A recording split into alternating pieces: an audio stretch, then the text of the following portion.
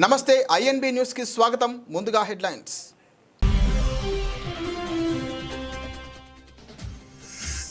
GST council సమావేశంలో కీలక నిర్ణయాలు. 22వ తేదీ నుంచే తగ్గుతున్న నిత్యావసరాల ధరలు. పేదలు మధ్యతరగతికి గణనీయంగా ఊరట.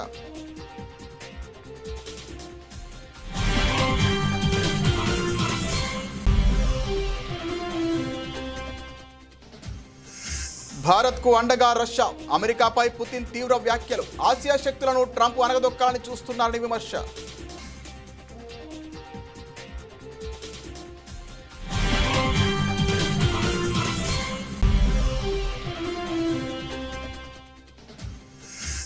ట్రంప్ ప్రభుత్వానికి కోర్టులో గట్టి షాక్. హార్వర్డ్కు అనుకూలంగా కీలక తీర్పు. $1 బిలియన్ పరిశోధన నిధుల నిలిపివేత చట్టవిరుద్ధమని స్పష్టీకరణ.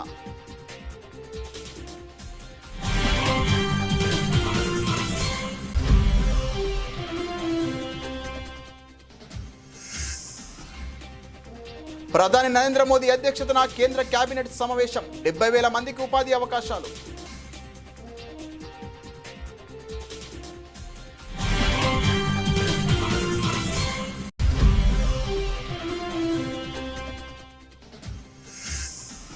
మొబైల్ గ్యాలరీలో ఆధార్, పాన్ ఫోటోలు ఉంచొద్దు. ఫిక్కీ హ్యాక్ ప్రూఫ్ సదస్సులో సైబర్ సెక్యూరిటీ నిపుణులు రక్షిత్ టాండన్ సూచన.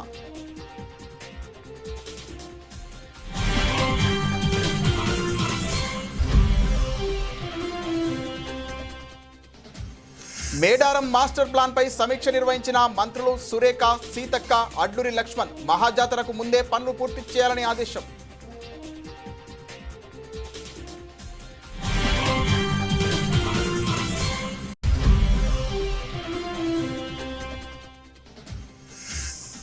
కేంద్రం తెచ్చిన జీఎస్టీ సంస్కరణలను స్వాగతించిన సీఎం చంద్రబాబు. ఇవి పేదలకు, రైతులకు మేలు చేసే నిర్ణయాలన్న ముఖ్యమంత్రి.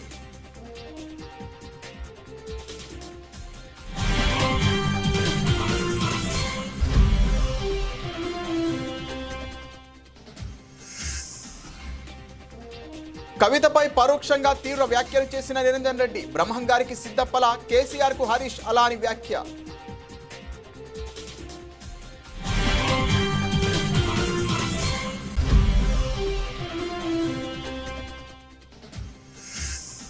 కనీసం యూరియా ఇవ్వలేని అసమర్థ ప్రభుత్వం అంటూ మండిపడ్డ శాసన మండలి ప్రతిపక్ష నేత బొత్స సత్యనారాయణ. ఇదేనా చంద్రబాబు సుదీర్ఘ పాలన అనుభవం అంటూ నిలదీత.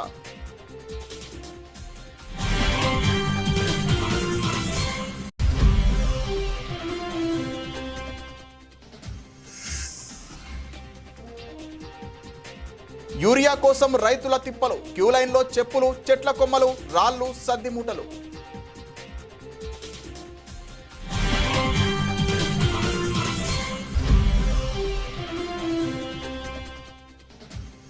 ప్రజాస్వామ్యం గురించి లోకేష్ మాట్లాడడం సిగ్గుచేటు. పులివెందుల జెడ్పీటీసీ ఎన్నికలో రిగ్గింగ్ చేసి గెలిచిన విషయం మరిచారా అంటూ మండిపడ్డ మాజీ MLA P Rabindranath Reddy.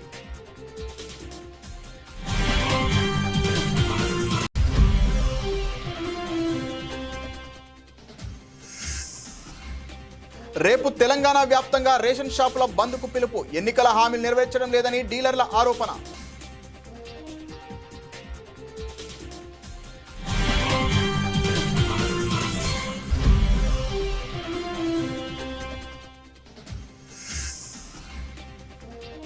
US ఓపెన్లో భారత సంచలనం. తొలిసారి సెమీస్లో యూకీ బామ్రీ. కెరీర్లో తొలిసారి గ్రాండ్ స్లామ్ సెమీఫైనల్కు భారత ఆటగాడు.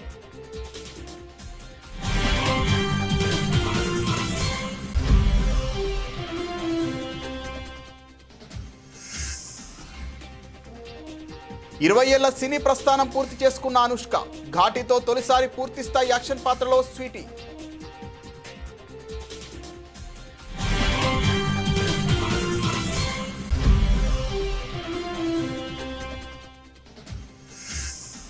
జీఎస్టీ దెబ్బకు స్టాక్ మార్కెట్లలో పండగ. లాభాల సునామీ. ఆరంభంలోనే 900 పాయింట్లు ఎగిసిన సెన్సెక్స్.